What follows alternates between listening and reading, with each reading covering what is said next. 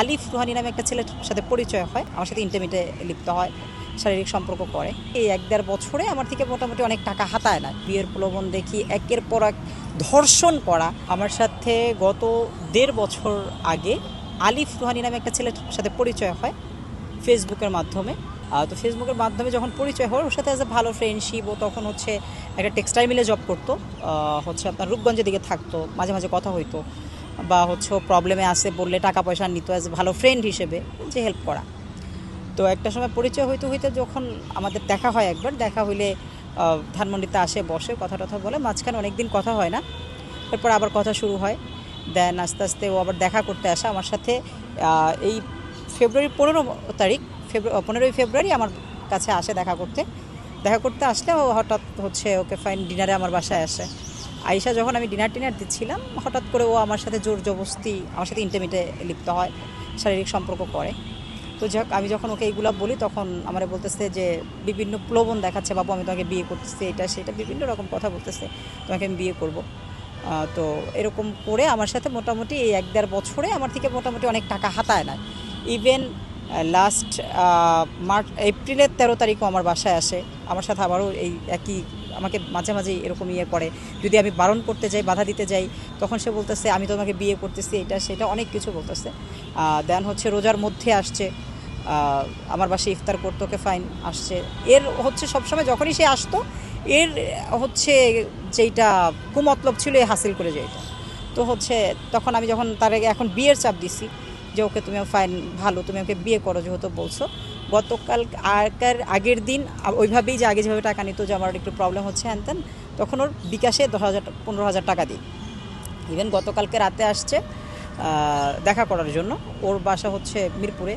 তো যখন দেখা করতে আসছে তখন হচ্ছে আবার বলতেছে আমি ফোন কিনবো, এটা সেটা, তো আমার কিছু টাকা লাগবে। ওকে ফাইন, টাকা লাগবে, নাও, নিছে।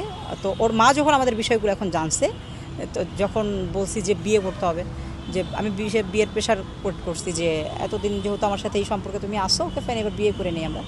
ওর মা হঠাৎ করে আমাদের বলতেছে যে তুমি এটা সেটা অনেক কিছু বলতেছে, ও অস্বীকার করতেছে। জাস্ট আমি মাননীয় ডিসি মহোদয় যিনি আছেন আমাদের রমনা জোনের, আমি তার কাছে আইনের যে বিচার, যে একটা মানুষের সাথে প্রতারণা করা, তাকে বিয়ের প্রলোভন দেখি একের পর এক ধর্ষণ করা, আমি এর সুষ্ঠু বিচার চাই। আর ওর আমার সাথে যে একা করছে এরকম একা না, যে আমি এখন যেটা জানতে পারছি যে এরকম আরও 2-3টা মেয়ে আছে যে এদের সাথে প্রেম করছে, টাকা পয়সা নিছে, এদের ব্যবসাই হচ্ছে এটার পুরো ফ্যামিলির।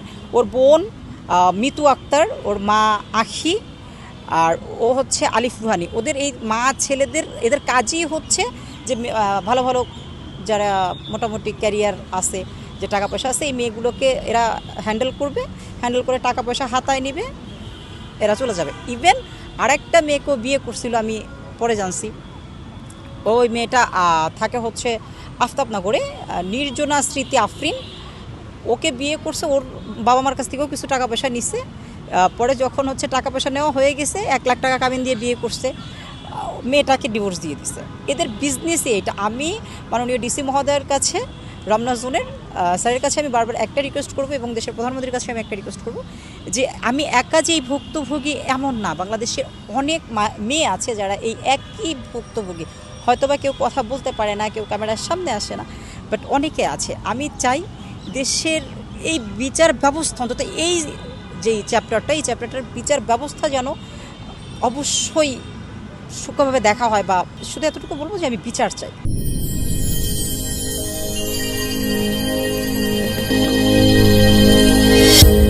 ভিশন 24, দৃষ্টিতে বিস্ময়।